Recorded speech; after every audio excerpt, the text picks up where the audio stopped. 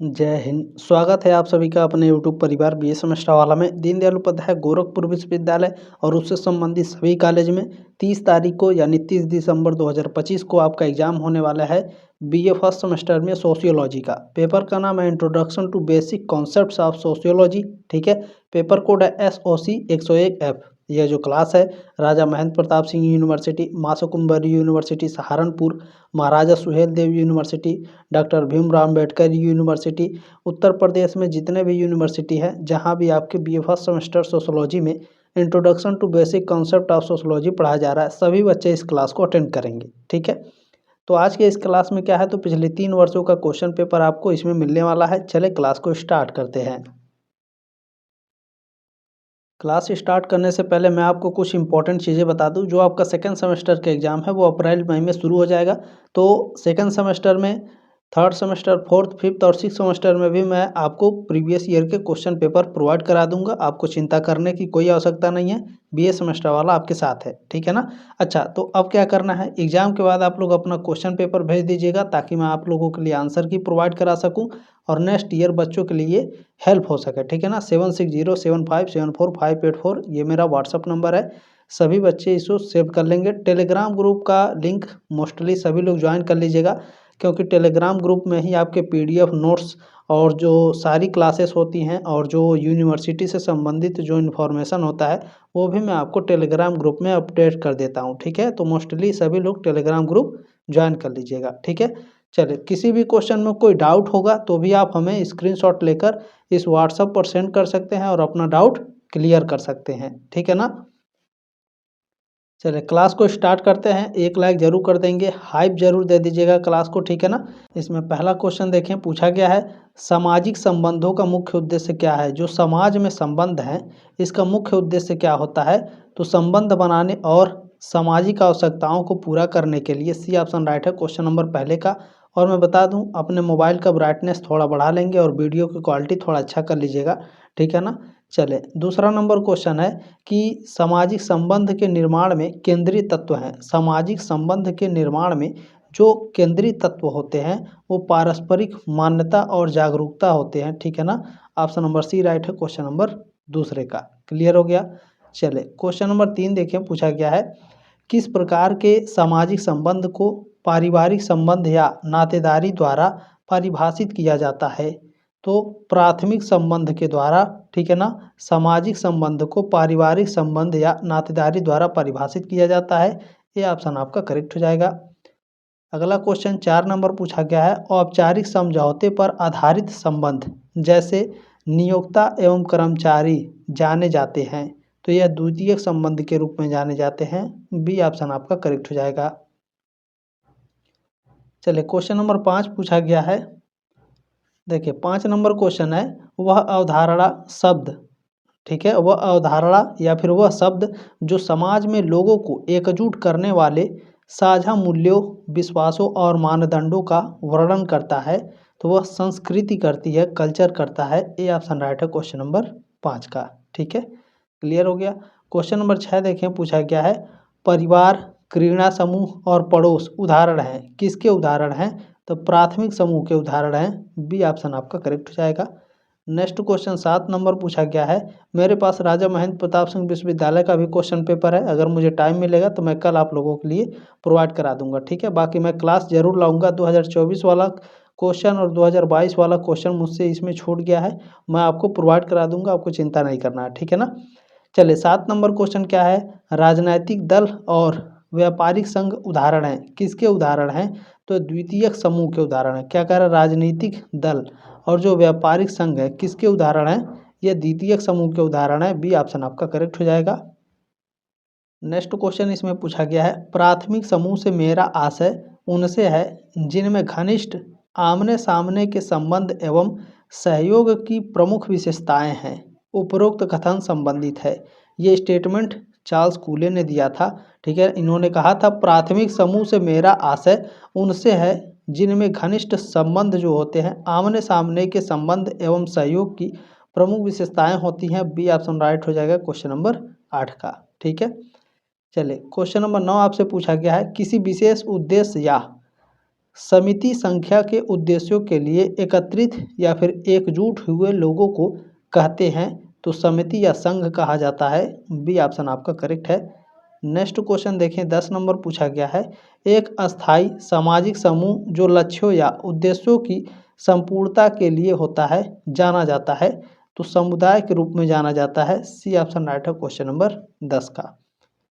चलिए 11 number question क्या पूछा है, समुदाय से समितियों के रूप में परिवर्तन यानी संक्रमण एक सामान्य विशेषता बनती जा रही है, तो यह आधुनिक समाजों में बनती जा रही है। सी ऑप्शन आपका करेक्ट हो जाएगा। चलिए नेक्स्ट क्वेश्चन पूछा गया है, कौन सा कथन सामाजिक संबंधों के विषय में सही नहीं है। तो देखिए सामाजिक संबंधों के विषय में चलिए पढ़ते हैं। देखिए समाज संबंध मूर्त होते हैं, यह आपका गलत है, क्योंकि देखें जो सामाजिक संबंध है यह आपके अमूर्त होते हैं, मूर्त नहीं होते हैं। पहला ऑप्शन आपका इसमें इनकरेक्ट है, यानी ये कथन आपका सही नहीं है।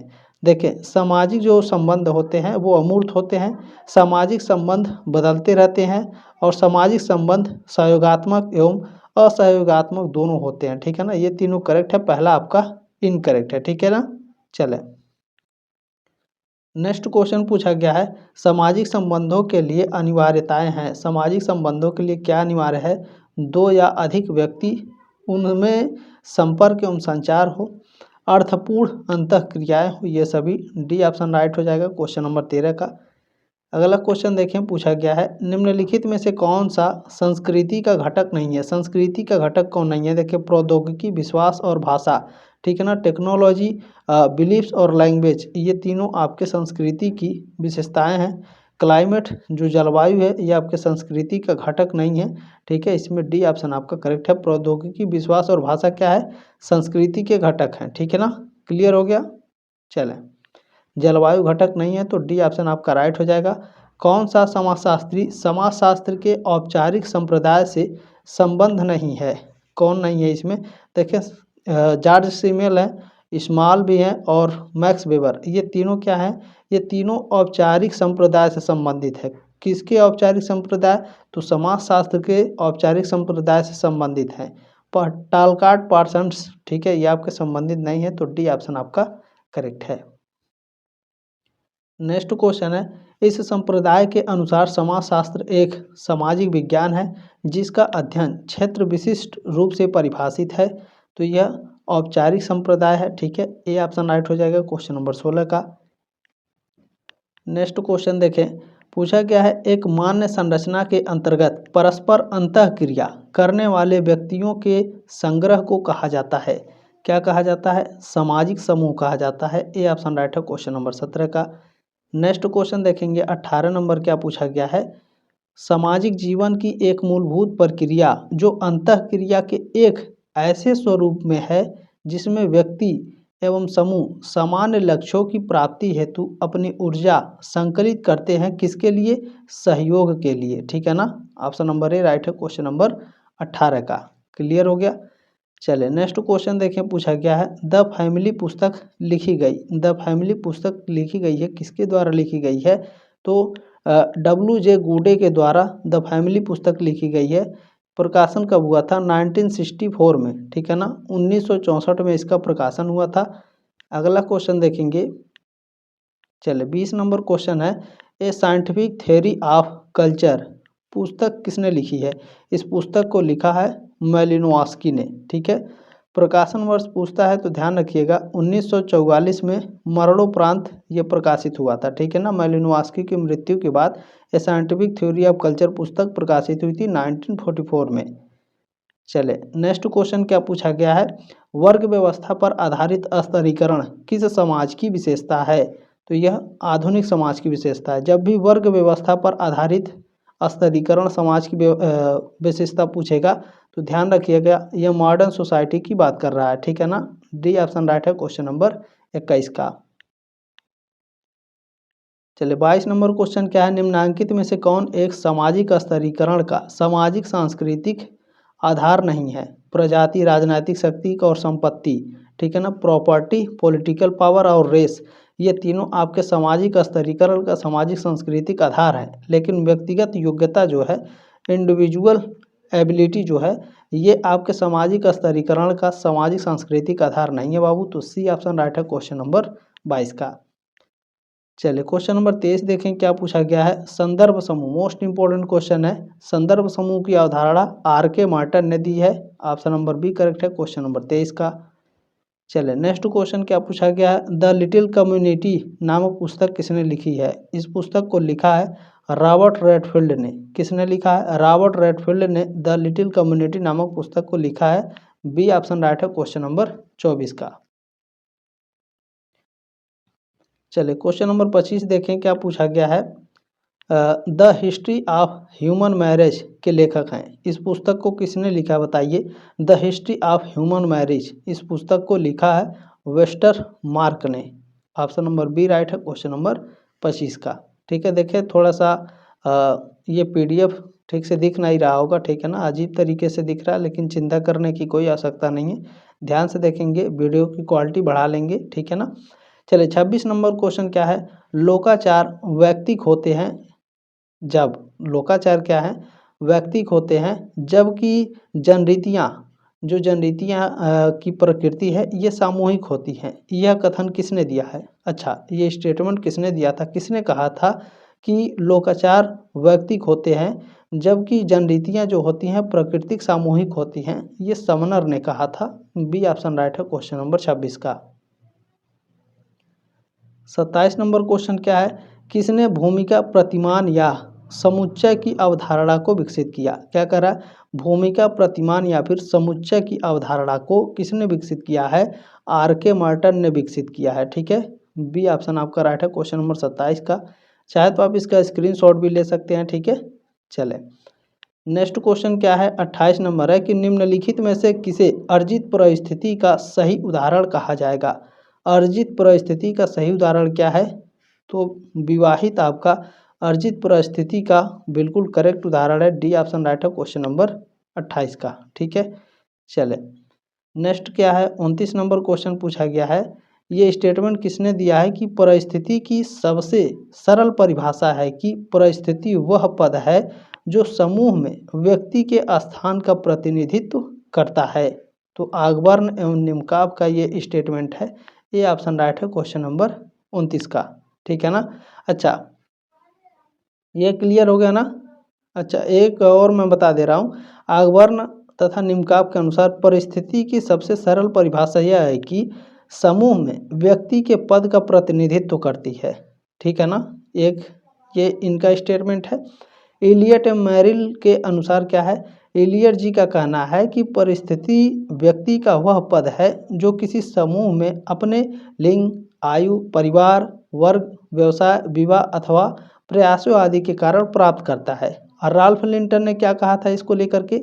इन्होंने कहा था कि सामाजिक व्यवस्था के अंतर्गत किसी व्यक्ति को एक समय विशेष में जो स्थान प्राप्त होता है उसे उस व्यक्ति का सामाजिक परिस्थिति कहा जाता है। ठीक है ना। तो जब इंटरनेट पर सर्च करेंगे और कहीं पर तो ध्यान रखेंगे ऐसा ना हो कि आप इसमें जो राल्फ लिंटन है इनका भी स्टेटमेंट सेम इन्हीं से मिलता है। तो ऐसा ना हो कि आप लोग कंफ्यूज हो जाइएगा, तो आपका 1.5 नंबर कट जाएगा DDU वाले, ध्यान रखिएगा। ठीक है ना, ऑप्शन नंबर ए इसमें आपका करेक्ट है। अच्छा, एक क्वेश्चन आपको और याद रखना है। पूछता है कि अस्थिति एवं भूमिका शब्द का सर्वप्रथम प्रयोग किसने किया था। राल्फ लिंटन ने किया था। ये क्वेश्चन आपको याद हो गया, बहुत ही इंपॉर्टेंट है, कई बार पूछा है। अस्थिति एवं भूमिका शब्द का प्रयोग सबसे पहले किसने किया। राल्फ लिंटन ने। ठीक है ना। चलें नेक्स्ट क्वेश्चन देखेंगे। चले प्रश्न नंबर 30 क्या पूछा गया है आपका। इसमें पूछा गया है कि प्रतिस्पर्धा के बारे में निम्नलिखित या फिर प्रतिस्पर्धा के बारे में निम्नांकित में से क्या सही है। प्रतिस्पर्धा के बारे में क्या सही है। तो अवैयक्तिक प्रक्रिया, लक्ष्य की समानता और अचेतन प्रक्रिया, ये तीनों होते हैं। डी ऑप्शन आपका राइट है क्वेश्चन नंबर 30 का। क्लियर हो गया। चलें 31 नंबर क्वेश्चन देखें। पूछा गया है किसने सहयोग के 3 प्रकार प्रतिपादित किए हैं। प्राथमिक, द्वितीयक एवं तृतीयक। यह वर्गीकरण किसने दिया। यह वर्गीकरण को A.W. ग्रीन ने दिया है। ठीक है ना, A.W. Green. C option right है क्वेश्चन नंबर 31 का। नेक्स्ट क्वेश्चन मोस्ट इंपॉर्टेंट, क्या कह रहा सीमांत मानव, क्या कह रहा सीमांत मानव की अवधारणा किसने दिया? सीमांत मानव की अवधारणा को किसने दिया है? तो R.E. पार्क ने दिया है सीमांत मानव की अवधारणा। 32 का ऑप्शन नंबर बी राइट है आपका। चलिए नेक्स्ट क्वेश्चन पूछा गया है निम्नलिखित में से कौन सी समिति नहीं है? समिति कौन सी नहीं है? देखें, गांव आपका समिति नहीं है, क्योंकि जो गांव है यह एक समुदाय के अंतर्गत आता है, ठीक है ना। गांव किसके अंतर्गत आता है? समुदाय के, तो समिति नहीं है, तो सी ऑप्शन आपका राइट हो जाएगा। राजनीतिक दल, सामाजिक सुधार, कॉलेज, ये आपके समिति के अंतर्गत आते हैं, ठीक है। चलिए 34 नंबर क्वेश्चन क्या है? समुदाय सबसे छोटा ऐसा क्षेत्रीय समूह है जिसमें सामाजिक जीवन के समस्त पहलू आ जाते हैं, यह किसने कहा? यह स्टेटमेंट किंग्सले डेविस का है। सी ऑप्शन आपका राइट है। नेक्स्ट क्वेश्चन है द ग्रामर ऑफ साइंस नामक पुस्तक किसने लिखी? द ग्रामर ऑफ साइंस नामक पुस्तक को लिखा है कार्ल पियर्सन ने। ऑप्शन नंबर डी राइट है क्वेश्चन नंबर 35 का। नेक्स्ट क्वेश्चन देखें, वेस्टरहैंड की अवधारणा किसने दी? वेस्टरहैंड की अवधारणा को दी है मैक्स वेबर ने। ऑप्शन नंबर डी करेक्ट है क्वेश्चन नंबर 36 का। क्लियर हो गया। चलिए नेक्स्ट क्वेश्चन पूछा गया है प्रथागत कानून मुख्यतः पाए जाते हैं। प्रथागत कानून यह सरल समाज में पाए जाते हैं, सिंपल सोसाइटी में आपके प्रथागत कानून पाए जाते हैं। बी ऑप्शन आपका करेक्ट हो जाएगा। नेक्स्ट क्वेश्चन देखें 38 नंबर है कि संस्कृति का इथोस एवं ईडोस पक्ष दिया। अच्छा, इथोस एवं ईडोस पक्ष को किसने दिया था? तो इसको दिया था क्रोबर महोदय ने, ठीक है ना। सी ऑप्शन राइट है क्वेश्चन नंबर 38 का। चलिए नेक्स्ट क्वेश्चन क्या पूछा गया है? देखिए, किसने कहा, ये स्टेटमेंट किसका है कि समिति एक समुदाय नहीं है बल्कि समुदाय के अंतर्गत एक संगठन है। ये स्टेटमेंट मैकाइवर ने दिया था। इन्होंने कहा था कि समिति एक समुदाय नहीं है बल्कि क्या है, समुदाय के अंतर्गत एक संगठन होता है, ठीक है। ये ऑप्शन आपका राइट है। चलिए अगला क्वेश्चन है मुख्य परिस्थिति की अवधारणा किसने दी? मोस्ट इंपोर्टेंट क्वेश्चन है, तो हिलर ने दी थी, ठीक है ना। E.T. हिलर ने मुख्य परिस्थिति की अवधारणा को दी थी। सी ऑप्शन आपका राइट हो जाएगा। चलिए अगला क्वेश्चन है, एक सेकेंड, प्रिमिटिव कल्चर नामक पुस्तक किसने लिखी है? प्रिमिटिव कल्चर नामक पुस्तक को किसने लिखा है? तो E.B. टायलर ने प्रिमिटिव कल्चर नामक पुस्तक को लिखा है। 1871 में इसका प्रकाशन हुआ था, ठीक है। चले नेक्स्ट क्वेश्चन पूछा है किसका कथन है कि ये स्टेटमेंट किसका है कि संस्कृति शब्द का अभिप्राय सामाजिक विरासत से है? किसने कहा था? तो ब्रूम एवं सेल्जनिक ने कहा था। ये ऑप्शन आपका राइट है। अगला क्वेश्चन देखें, पूछा गया है कि सामाजिक समूह को क्षैतिज समूह तथा उदग्र समूह में किसने वर्गीकृत किया? ये लगातार कई वर्षों से आपके एग्जाम में पूछा जा रहा है। तो मिलर ने वर्गीकृत किया था, ठीक है ना। क्षैतिज समूह और उदग्र समूह में वर्गीकृत किसने किया है सामाजिक समूह को? मिलर ने। सी ऑप्शन आपका करेक्ट है। नेक्स्ट क्वेश्चन है, देखें, सामाजिक समूह को अंतः समूह एवं बाह्य समूह में वर्गीकृत किया किसने किया है? तो समनर ने, ठीक है ना। सामाजिक समूह को अंतः समूह में एवं बाह्य समूह में किसने वर्गीकृत किया? समनर। सी ऑप्शन राइट है क्वेश्चन नंबर 44 का। क्वेश्चन नंबर 45 देखिए, पूछा गया था आपसे कि निम्नलिखित में से कौन सा कथन सत्य है? तो देखिए, समुदाय मूर्त है जबकि समाज क्या है? अमूर्त है। बी ऑप्शन राइट है क्वेश्चन नंबर 45 का। नेक्स्ट क्वेश्चन है 46 नंबर, प्रदत्त परिस्थिति वह है जो साधारणतया जन्म से प्राप्त होती है। आपको प्रदत्त परिस्थिति क्या है? जो आपको जन्म से प्राप्त होती है, ठीक है ना। 46 का ऑप्शन नंबर डी करेक्ट है आपका। चलिए क्वेश्चन नंबर 47 है कि भारत में समाजशास्त्र के पिता कौन है?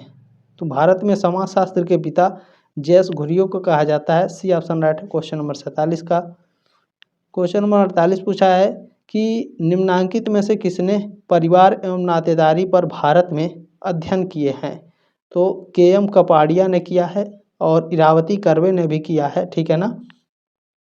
परिवार एवं नातेदारी पर भारत में मुख्य रूप से जो अध्ययन है इरावती कर्वे ने किया था और KM कपाड़िया ने भी किया था। इनका नाम भी आता है, तो ऑप्शन नंबर ए करेक्ट है आपका। चलिए नेक्स्ट क्वेश्चन क्या है, समाजशास्त्र सामाजिक व्यवस्था एवं प्रगति का विज्ञान है। निम्नलिखित में से यह कथन किसका है? यह स्टेटमेंट अगन्स काम्टे का है। डी ऑप्शन आपका राइट है क्वेश्चन नंबर 49 का। ये लास्ट क्वेश्चन है, इसके बाद हम लोग नेक्स्ट क्वेश्चन पेपर देखेंगे। ठीक है, चले। पूछा गया कि निम्न में से किसे समाजशास्त्र का जनक कहा जाता है? समाजशास्त्र का जनक अगन्स काम्टे को कहा जाता है। डी ऑप्शन राइट है क्वेश्चन नंबर 50 का। नेक्स्ट क्वेश्चन पेपर चले हम लोग कवर करेंगे।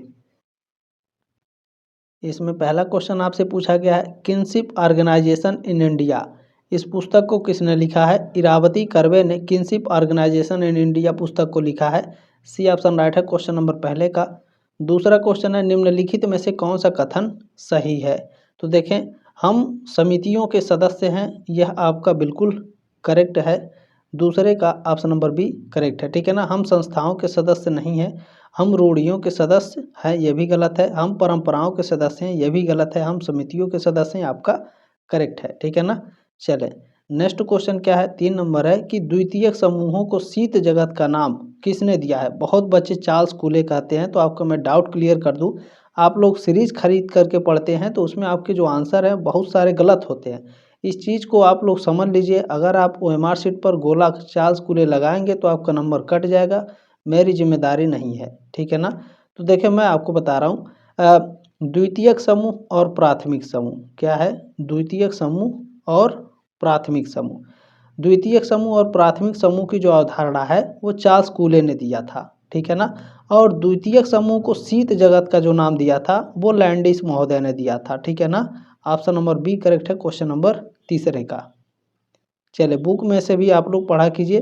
क्वेश्चन नंबर 4 देखिए, पूछा गया है कि निम्नांकित में से किसे भारत में समाजशास्त्र का जनक माना जाता है? तो GS घुरियो को भारत में समाजशास्त्र का जनक माना जाता है, या ऐसे पूछेगा कि भारतीय समाजशास्त्र का जनक किसे माना जाता है? GS घुरियो को। ठीक है, बी ऑप्शन राइट है क्वेश्चन नंबर 4 का। चलिए, 5 नंबर क्वेश्चन है, समुदाय सबसे छोटा एक क्षेत्रीय समूह है जिसमें सामाजिक जीवन के सभी पहलू आ जाते हैं। किसने यह कथन दिया? ये स्टेटमेंट किसका है? किंग्सले डेविस का है। सी ऑप्शन आपका राइट है। चलिए, नेक्स्ट क्वेश्चन पूछा है, कौन सी विशेषता समुदाय से संबंधित नहीं है? तो समुदाय से संबंधित नहीं है आपकी निश्चित स्थानीयता, ये समुदाय से संबंधित है। सामुदायिक भावना भी और सामान्य जीवन भी। ऐच्छिक सदस्यता, ये आपके समुदाय से संबंधित नहीं है। डी ऑप्शन आपका राइट है क्वेश्चन नंबर 6 का। चले, क्वेश्चन नंबर 7 क्या पूछा गया है? संस्था को परिभाषित किया गया है। संस्था को कार्य प्रणाली के स्थापित स्वरूप के रूप में परिभाषित किया गया है। ए ऑप्शन आपका राइट है। चले, क्वेश्चन नंबर 8 देखेंगे। पूछा गया है कि निम्नलिखित में से कौन सी समिति नहीं है? तो देखिए, गांव क्या है? आपकी समिति नहीं है, क्योंकि गांव क्या है? समुदाय है। ठीक है ना, उस वाले क्वेश्चन पेपर में भी मैंने आपको पढ़ाया। ए ऑप्शन राइट है क्वेश्चन नंबर 8 का। क्वेश्चन नंबर 9 क्या पूछा गया है? निम्नलिखित में से किसे क्षेत्रीय समूह कहा जाएगा? क्षेत्रीय समूह, जनजाति को, ठीक है, ट्राइब को क्षेत्रीय समूह कहा जाता है। ऑप्शन नंबर ए राइट है क्वेश्चन नंबर 9 का। चलिए, 10 नंबर क्वेश्चन पूछा गया है, किसने अंतः समूह की विशेषता नहीं कह सकते? सॉरी, किसे अंतः समूह की विशेषता नहीं कह सकते हैं? तो इसमें देखें, जो हितों का संघर्ष होता है इसको अंतः समूह की विशेषता नहीं कह सकते हैं। इसमें अंतः समूह में छोटा आकार होता है, समूह कल्याण की भावना होती है, हम की भी भावना होती है, हितों में संघर्ष नहीं होता है, ये इसकी विशेषता नहीं है अंतः समूह की। डी ऑप्शन राइट है क्वेश्चन नंबर 10 का। क्वेश्चन नंबर 11 पूछा गया है, सामाजिक समूह को अंतः समूह और बाह्य समूह में किसने वर्गीकृत किया है? तो WC समनर ने किया है। बी ऑप्शन आपका राइट है। जब भी अंतः समूह और बाह्य समूह का वर्गीकरण पूछेगा तो समनर आपके राइट आंसर होंगे। ठीक है, चलिए। अच्छा, इस तरीके से देखें, मैंने आपके बहुत सारे क्लासेस करा रखे हैं, तो जा कर के आप सारे क्लासेस अटेंड कर सकते हैं। मोस्टली आप लोग इसमें से 2 क्लास अटेंड कर लीजिएगा। एक महासंग्राम रिवीजन क्लास 2025 वाला, और एक आपका 101 MCQS है। इसको मैंने देखें 2018 से 2024 वाले जो क्वेश्चन है इस वाले क्लास में मैंने रखा है, 1 महीने पहले इसको पढ़ाया था। जा कर के आप लोग इसे ज़रूर देख लीजिएगा। ठीक है, चलिए, अगर ये क्लास नहीं मिलेगा तो टेलीग्राम ग्रुप में मैसेज कर दीजिएगा, मैं प्लेलिस्ट का लिंक शेयर कर दूंगा। ठीक है ना, चलें। इसमें देखिए 12 नंबर क्वेश्चन क्या है, बाकी जो आपका 2022 वाला क्वेश्चन है, 2024 वाला क्वेश्चन है, इसका मैं क्लास लेकर के आऊँगा, अटेंड मोस्टली सभी लोग कर लीजिएगा। देखिए निम्नांकित में से कौन द्वितीयक समूह की विशेषता नहीं है? द्वितीयक समूह की विशेषता क्या नहीं है? व्यक्तिक संबंध, ठीक है ना, पर्सनल रिलेशनशिप, ये आपके द्वितीयक समूह की विशेषता नहीं है। सी ऑप्शन राइट है क्वेश्चन नंबर 12 का।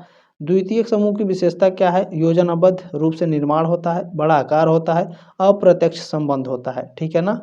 आपका व्यक्ति संबंध नहीं होता है, पर्सनल रिलेशनशिप नहीं होता है। सी ऑप्शन आपका राइट हो जाएगा।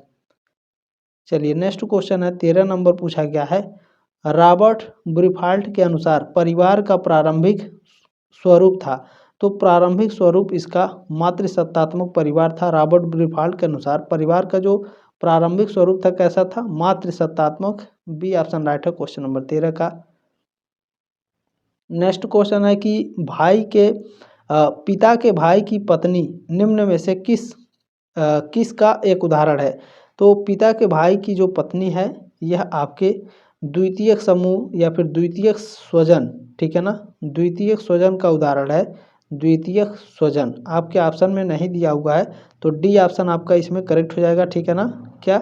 डी ऑप्शन आपका करेक्ट हो जाएगा, इनमें से कोई नहीं, याद रखिएगा, द्वितीयक स्वजन के अंतर्गत आएंगे।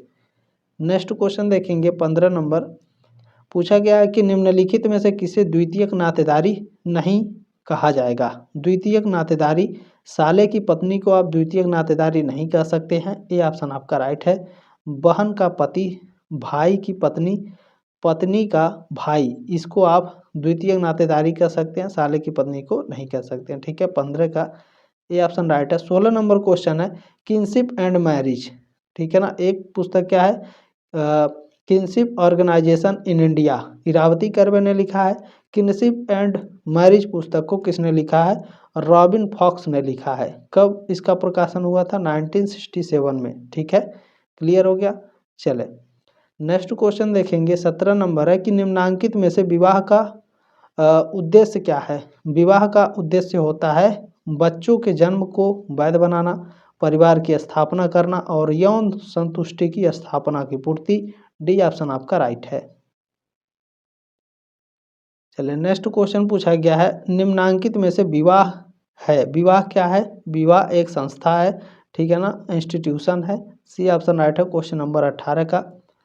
अगला क्वेश्चन देखिए 19 नंबर, वह कौन सी संस्था है जो बच्चों के जन्म को वैध बनाती है? तो विवाह जो है आपके बच्चों के जन्म है उसको वैध बनाती है, तो ए ऑप्शन आपका राइट हो जाएगा।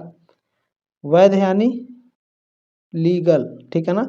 20 नंबर क्वेश्चन पूछा गया है, निम्न में से किस समुदाय में बहुपत्नी विवाह का प्रचलन है? बहुपत्नी विवाह का प्रचलन खस जनजाति, गोंड जनजाति और मुस्लिम समुदाय में है। डी ऑप्शन आपका राइट है। नेक्स्ट क्वेश्चन देखिए पूछा गया है, निम्नलिखित में से कौन आधुनिकीकरण की एक मुख्य विशेषता है? आधुनिकीकरण माने मॉडर्नाइजेशन। मॉडर्नाइजेशन की विशेषता क्या है? तार्किकता, ठीक है ना। ऑप्शन नंबर ए राइट है क्वेश्चन नंबर 21 का। चले नेक्स्ट क्वेश्चन देखेंगे, 22 नंबर क्वेश्चन पूछा गया है, मॉडर्नाइजेशन ऑफ इंडियन ट्रेडिशन नामक पुस्तक के लेखक कौन है? इस पुस्तक को लिखा है योगेंद्र सिंह ने, ठीक है। सी ऑप्शन राइट है क्वेश्चन नंबर 22 का। नेक्स्ट क्वेश्चन देखेंगे, 23 नंबर पूछा गया है, किस समाजशास्त्री ने भारत में नातेदारी व्यवस्था का विस्तार से वर्णन किया? तो इरावती कर्वे ने किया था, ठीक है। इन्होंने कौन सी पुस्तक लिखी थी? जल्दी से कमेंट करके जरूर बताएंगे, ठीक है। चलें, अभी मैंने बताया कुछ देर पहले। नेक्स्ट क्वेश्चन क्या है, कौन सा कथन संस्कृति की विशेषता के लिए सही नहीं है? संस्कृति की विशेषता के लिए कौन सही नहीं है? तो संस्कृति मानव निर्मित है, करेक्ट है। संस्कृति सीखी जाती है, बिल्कुल करेक्ट है। कौन सी विशेषता नहीं है? तो प्रत्येक समाज की संस्कृति एक जैसी होती है, गलत है, भिन्न भिन्न होती है, ठीक है ना, एक जैसी नहीं होती है। चलिए नेक्स्ट क्वेश्चन है 25 नंबर कि एक समाज के अंतर्गत मानव के पारस्परिक संबंधों का अध्ययन करने वाले विज्ञान का क्या नाम है? इसका नाम है समाजशास्त्र। सी ऑप्शन आपका राइट है। नेक्स्ट क्वेश्चन है 26 नंबर, निम्नलिखित में से कौन सी परिवार की विशेषता है? परिवार की विशेषता है सार्वभौमिकता, सीमित आकार, सामाजिक नियंत्रण, ये सभी। डी ऑप्शन आपका करेक्ट हो जाएगा। चलिए 27 नंबर क्वेश्चन पूछा गया है, सहभागी अवलोकन पद्धति का प्रयोग निम्नांकित में से किस सामाजिक विज्ञान के अंतर्गत सबसे अधिक किया गया है? मानव शास्त्र के अंतर्गत किया गया है। ये ऑप्शन आपका करेक्ट है। नेक्स्ट क्वेश्चन देखेंगे, 28 नंबर पूछा गया है, समाजशास्त्र सामाजिक व्यवस्था और प्रगति का विज्ञान है, निम्नलिखित में से यह किसका कथन है? ये स्टेटमेंट दिया था अंगस काम्टे ने। इन्होंने कहा था कि जो समाजशास्त्र है सामाजिक व्यवस्था और प्रगति का विज्ञान है। ठीक है ना, समाजशास्त्र क्या है? समाजशास्त्र सामाजिक व्यवस्था और प्रगति का विज्ञान है। किसने कहा? अंगस काम्टे। डी ऑप्शन आपका करेक्ट हो जाएगा। चलिए नेक्स्ट क्वेश्चन है, समाज सामाजिक संबंधों का जाल है, इस कथन से कौन संबंधित है? इस कथन से मैकाइवर और पेज संबंधित है। ये ऑप्शन आपका राइट है। समाज सामाजिक संबंधों का जाल है, किसने कहा था? मैकाइवर और पेज ने कहा था। चलिए 30 नंबर प्रश्न पूछा गया है, कौन सा कथन समाज की प्रकृति को सही रूप में दर्शाती है? तो समाज संघर्ष मिश्रित सहयोग है। बी ऑप्शन राइट है क्वेश्चन नंबर 30 का। अगला क्वेश्चन 31 नंबर पूछा गया है, निम्नलिखित में से किसने प्राथमिक समूह का अवधारणा को प्रस्तुत किया? प्राथमिक समूह की अवधारणा को किसने दिया था? तो चार्ल्स कूले ने प्राथमिक समूह की अवधारणा को दिया था। डी ऑप्शन आपका करेक्ट हो जाएगा। नेक्स्ट क्वेश्चन है, देखिए पूछा गया है, किसने समाजशास्त्र को सामाजिक स्थिति शास्त्र एवं सामाजिक गति शास्त्र के रूप में वर्गीकृत किया? सामाजिक स्थिति शास्त्र और सामाजिक गति शास्त्र के रूप में अंगस काम्टे, ठीक है ना, अंगस काम्टे ने वर्गीकृत किया है। ये ऑप्शन आपका राइट है। चलिए नेक्स्ट क्वेश्चन है, पुस्तक का नाम है the social order. The social order को किसने लिखा है? रॉबर्ट ब्रिस्टिड ने द सोशल आर्डर पुस्तक को लिखा है। बी ऑप्शन आपका राइट है। नेक्स्ट क्वेश्चन इसमें पूछा गया है, सोशलॉजिकल इमेजिनेशन पुस्तक किसके द्वारा लिखी गई है? इस पुस्तक को किसने लिखा है? तो C.W. मिल्स ने सोशलॉजिकल पुस्तक को लिखा है, सोशलॉजिकल इमेजिनेशन पुस्तक को। ठीक है ना। अच्छा, इसका प्रकाशन पूछता है तो 1959 में सोशलॉजिकल इमेजिनेशन नामक पुस्तक प्रकाशित हुई। किसने लिखी? C.W. मिल्स ने लिखी। ठीक है, ये ऑप्शन राइट है क्वेश्चन नंबर 34 का। क्लियर हुआ। चले 35 नंबर क्वेश्चन है कि समाज का सावयवी सिद्धांत दिया है। समाज का सावयवी सिद्धांत इतना याद रखना है, सावयवी सिद्धांत किसने दिया है? हर्बर्ट स्पेंसर ने सावयवी सिद्धांत दिया है समाज का। सी ऑप्शन आपका राइट है। चलिए अगला क्वेश्चन पूछा गया है कि किसने सबसे पहले बाह्य समूह शब्द का प्रयोग किया? बाह्य समूह शब्द का प्रयोग सबसे पहले समनर ने किया था। ठीक है, सी ऑप्शन आपका राइट है क्वेश्चन नंबर 36 का। क्लियर हुआ। चलिए नेक्स्ट क्वेश्चन मोस्ट इंपॉर्टेंट है, लघु समुदाय की अवधारणा किसने दी? लघु समुदाय की अवधारणा रॉबर्ट रेडफील्ड ने दी है। सी ऑप्शन आपका करेक्ट हो जाएगा। अगला क्वेश्चन देखें, पूछा गया है कोंत यानी अंगस काम्टे ने समाज के विज्ञान को कौन सा नाम दिया था जब तक उन्होंने सोशोलॉजी शब्द की रचना नहीं कर ली थी? तो अंगस काम्टे ने समाज के विज्ञान को सबसे पहले सोशल फिजिक्स नाम दिया था, बाद में इन्होंने सोशोलॉजी नाम दिया था। ठीक है ना, ये ऑप्शन राइट है क्वेश्चन नंबर 38 का। चलिए क्वेश्चन नंबर 39 पूछा है, प्योर सोशोलॉजी लिखी गई। प्योर सोशोलॉजी पुस्तक किसके द्वारा लिखी गई है? लेस्टर एफ वार्ड ने प्योर सोशोलॉजी लिखी है। ये ऑप्शन आपका करेक्ट है। चलिए नेक्स्ट क्वेश्चन है, 36 समूह और उदग्र समूह का वर्गीकरण किया था। 36 समूह और उदग्र समूह, इसका वर्गीकरण किसने किया था? तो मिलर ने 36 समूह और उदग्र समूह का वर्गीकरण किया था। बी ऑप्शन आपका राइट है क्वेश्चन नंबर 40 का। अब चलिए नेक्स्ट क्वेश्चन पेपर हम लोग कवर करेंगे जल्दी से। इसमें पहला क्वेश्चन है, पर संस्कृति ग्रहण प्रक्रिया है। तो पहले आपको ये जानना है कि पर संस्कृति ग्रहण होता क्या है। तो पर संस्कृति ग्रहण वह प्रक्रिया है जिसमें दो अलग अलग संस्कृतियों के बीच सीधे संपर्क के कारण मनोवैज्ञानिक, सामाजिक और सांस्कृतिक परिवर्तन होते हैं, जहां व्यक्ति या फिर समूह अपनी मूल संस्कृति और एक नई संस्कृति के बीच तालमेल बैठाते हुए मूल्यों, व्यवहारों, रीति रिवाजों को अपनाते हुए इसे बदलता है। ठीक है ना। तो यह किसके अंतर्गत आएगा? सांस्कृतिक संरचना में परिवर्तन के अंतर्गत पर संस्कृति ग्रहण प्रक्रिया क्या है? सांस्कृतिक संरचना में परिवर्तन होता है। ठीक है ना, क्लियर हो गया। बी ऑप्शन राइट है क्वेश्चन नंबर पहले का अच्छे से बुक में से भी पढ़ लीजिएगा आप लोग, ठीक है ना। आप लोग इसको लेकर के बहुत ज़्यादा कमेंट किए थे कि गुरुजी ऑप्शन नंबर ए इसमें करेक्ट है। पिछले साल बच्चे कमेंट किए थे, लेकिन क्या है कि अगर आप लोग सीरीज खरीद के पढ़ेंगे तो वो यही दिक्कत होगा, बुक से नहीं पढ़ेंगे तो यही दिक्कत होगा, ठीक है ना। चलें दूसरा क्वेश्चन देखें, इसमें क्या पूछा गया है कि किस विचारक ने सामाजिक संरचना के बाह्य एवं आंतरिक तत्वों का विभेद किया। किसने विभेद किया है, तो रेडक्लिफ ब्राउन ने। सी ऑप्शन राइट है क्वेश्चन नंबर दूसरे का, ठीक है ना। क्या कह रहा है, किस विचारक ने सामाजिक संरचना के बाह्य एवं आंतरिक तत्वों का विभेद किया है, Radcliffe Brown. Option number C आपका करेक्ट हो जाएगा। चलिए अगला क्वेश्चन देखेंगे, 3 नंबर है कि भारत में बहुलवाद का रूप निम्नलिखित में से किस प्रक्रिया से संबंधित है। भारत में जो बहुलवाद का रूप है यह आपका परसंस्कृति ग्रहण से संबंधित है। बी ऑप्शन आपका राइट है क्वेश्चन नंबर 3 का। चलिए 4 नंबर क्वेश्चन पूछा गया है, संपर्क के बिना भी व्यक्तियों के बीच होने वाली अंतःक्रिया कहलाती है, प्रतिस्पर्धा कहलाती है। बी ऑप्शन राइट है क्वेश्चन नंबर 4 का। 5 नंबर क्वेश्चन पूछा है, निम्नलिखित में से कौन एक सभ्यता का उदाहरण है। तो सभ्यता और संस्कृति होता क्या है। सभ्यता यानी सिविलाइजेशन, सिविलाइजेशन इसमें वे सभी भौतिक और मूर्त वस्तुएं आती हैं जिन्हें मनुष्य ने अपनी आवश्यकताओं की पूर्ति के लिए बनाया है। यह साधन का प्रतिनिधित्व करते हैं। जैसे मान लीजिए रेडियो आपका, ठीक है ना। रेडियो के अलावा टीवी हो गया, कंप्यूटर हो गया, रेलगाड़ी हो गया, भवन हो गया, औजार है, मशीनें हैं, ये सब क्या है, ये सब सिविलाइजेशन यानी सभ्यता के उदाहरण हैं। अच्छा, संस्कृति का उदाहरण क्या होता है गुरुजी, तो संस्कृति यानी कल्चर, कल्चर यानी यह जीवन जीने के ढंग, मूल्यों, विश्वासों और कलाओं से संबंधित होता है, यह अमूर्त होता है, ठीक है ना। संस्कृति क्या होता है, अमूर्त होता है और यह बताता है कि हम क्या हैं। जैसे उदाहरण के लिए संगीत हो गया, साहित्य है, नाटक है, धर्म है, रीति रिवाज है, ये सब क्या है, ये सब कल्चर है, संस्कृति है, ठीक है ना। क्लियर हो गया आपका। संगीत, साहित्य और नाटक ये क्या है आपके, बताइए, ये सब संस्कृति हैं, ठीक है। और सभ्यता क्या है, रेडियो। क्लियर हो गया। डी ऑप्शन राइट है क्वेश्चन नंबर 5 का। देखिए मैं आपको अच्छे से और भी समझा सकता था लेकिन टाइम बहुत कम है, और किसी भी क्वेश्चन में डाउट है तो आप हमसे संपर्क कर सकते हैं। 7607574584 ये मेरा व्हाट्सअप नंबर है। इस क्वेश्चन का स्क्रीनशॉट लीजिए और व्हाट्सअप पे सेंड कीजिए। डाउट है तो आप हमसे पूछिए, ठीक है ना।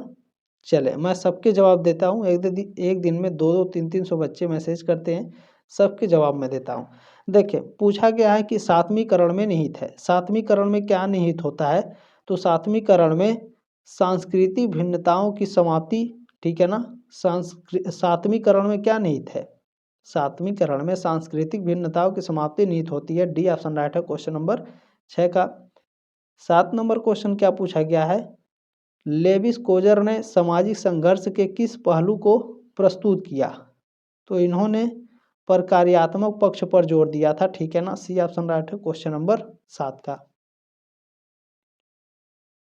क्लियर हो गया। चले 8 नंबर क्वेश्चन है, सहयोग में प्राथमिक, द्वितीयक और तृतीयक का वर्गीकरण किया। अभी ऊपर मैंने आपको पढ़ाया था ना, A.W. ग्रीन ने किया है। डी ऑप्शन राइट है क्वेश्चन नंबर 8 का। चलिए क्वेश्चन नंबर 9 क्या पूछा गया है, वह कौन सी दशा है जिससे क्षेत्रीय दृष्टिकोण की जगह वैश्विक दृष्टिकोण बनता है, तो यह बहुल संस्कृतिवाद है, ठीक है। बी ऑप्शन आपका राइट है क्वेश्चन नंबर 9 का। क्वेश्चन नंबर 10 देखें, पूछा गया है बहुल संस्कृतवाद की उल्टी दिशा को कहते हैं, उल्टी दिशा को एकल संस्कृतवाद कहते हैं। डी ऑप्शन आपका राइट है क्वेश्चन नंबर 10 का, ठीक है ना। चलिए 11 नंबर क्वेश्चन पूछा गया है, निम्नलिखित में से कौन सी विशेषता अभौतिक संस्कृति से संबंधित है, तो देखें वैकल्पिकता का जो गुण है ये आपके अभौतिक संस्कृति से संबंधित है। सी ऑप्शन राइट है क्वेश्चन नंबर 11 का। क्वेश्चन नंबर 12 देखे, पूछा गया है संस्कृति का मुख्य वाहक है। संस्कृति का मुख्य वाहक क्या है, तो सामाजिक के जो समाज में जो मानदंड बने हैं, ठीक है ना, ये संस्कृति के मुख्य वाहक होते हैं। बी ऑप्शन आपका राइट है क्वेश्चन नंबर 12 का। क्वेश्चन नंबर 13 देखें क्या पूछा गया है, संस्कृति की सबसे छोटी इकाई है, लगातार ये क्वेश्चन पूछा है। सांस्कृतिक तत्व संस्कृति की सबसे छोटी इकाई होती है। 13 का ऑप्शन नंबर ए करेक्ट हो जाएगा आपका। नेक्स्ट क्वेश्चन आपसे पूछा है सभ्यता और संस्कृति में मुख्य अंतर है, ठीक है ना। क्या कह रहा है, सभ्यता और संस्कृति में मुख्य अंतर है, क्या अंतर है, तो ध्यान रखेंगे सभ्यता और संस्कृति में मुख्य अंतर क्या है, तो संस्कृति वह है जो हम हैं, ठीक है। अभी मैंने ऊपर आपको अच्छे से समझाया है। सभ्यता वह है जिसकी हम इच्छा करते हैं, इच्छा करेंगे तो क्या बनाएंगे, रेल बनाएंगे, गाड़ी बनाएंगे, भवन बनाएंगे, रेडियो बनाएंगे, टीवी बनाएंगे, मोबाइल बनाएंगे। ये सब क्या है, ये सब हमारी सभ्यता है जिसकी हम इच्छा करते हैं। संस्कृति क्या है, जो हम वास्तव में हैं, ठीक है ना। चले क्लियर हो गया, डी ऑप्शन आपका राइट है। नेक्स्ट क्वेश्चन क्या है देखें, किस भारतीय विचारक ने बहुलवाद को आधुनिकीकरण यानी मॉडर्नाइजेशन की विशेषता के रूप में व्याख्यादित किया है, किसने किया है, तो आंद्रे बेतेई ने किया है। ये ऑप्शन राइट है क्वेश्चन नंबर 15 का। क्वेश्चन नंबर 16 क्या है, सांस्कृतिक सापेक्षवाद की अवधारणा का उपयोग निम्नांकित में से किस सामाजिक विज्ञान से अधिक संबंधित रहा है, तो यह मानव शास्त्र से अधिक संबंधित रहा है। बी ऑप्शन राइट है क्वेश्चन नंबर 16 का। क्वेश्चन नंबर 17 आपका पूछा गया है संस्कृति वह जटिल संपूर्णता है जिसमें ज्ञान, विश्वास, कला, आचार, कानून, प्रथा और इसी प्रकार की ऐसी सभी क्षमताओं और आदतों का समावेश होता है जिन्हें मनुष्य समाज का सदस्य होने के नाते प्राप्त करता है। यह किसने परिभाषित किया, यह स्टेटमेंट दिया था ईवी टाइलर ने, ठीक है ना। इनकी एक पुस्तक थी क्या, प्रिमिटिव कल्चर, क्या है, प्रिमिटिव कल्चर इनकी एक पुस्तक थी, ठीक है ना। प्रिमिटिव कल्चर पुस्तक थी 1871 में ये प्रकाशित हुई थी, उसी में इन्होंने ये स्टेटमेंट दिया था, ठीक है।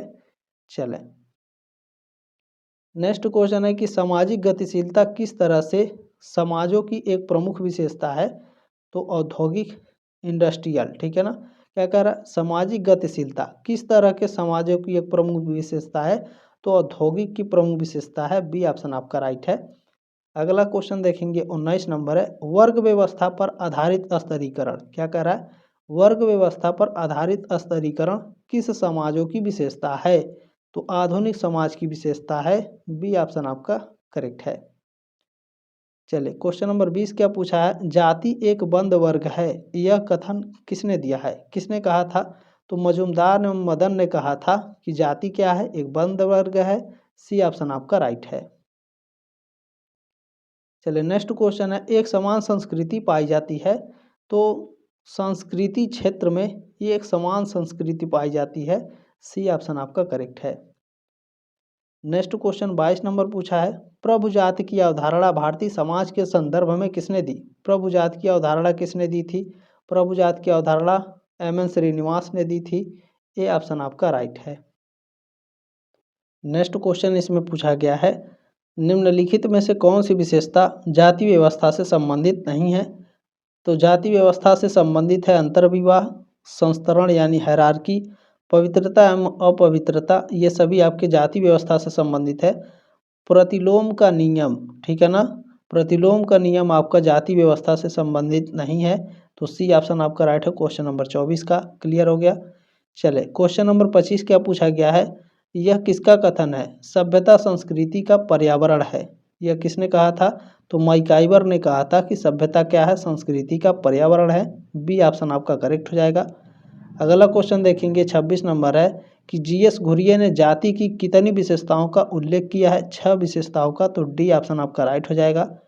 अगला क्वेश्चन है 27 नंबर जब एक वर्ग पूर्णतया वंशानुक्रम पर आधारित होता है तब हम उसे जाति कह सकते हैं, यह कथन दिया गया है, किसके द्वारा दिया गया है, तो चार्ल्स कूले के द्वारा दिया गया है। 27 का ऑप्शन नंबर डी करेक्ट है आपका।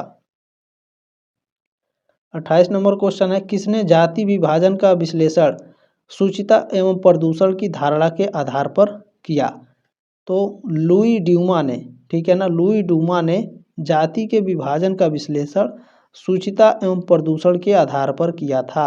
ये ऑप्शन आपका राइट हो जाएगा।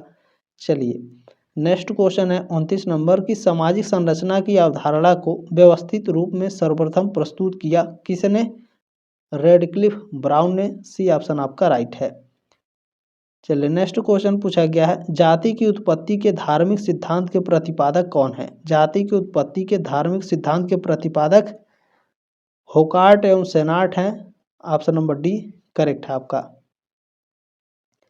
चलिए अगला क्वेश्चन है, सांस्कृतिक विलंबना की अवधारणा किसने प्रस्तुत की?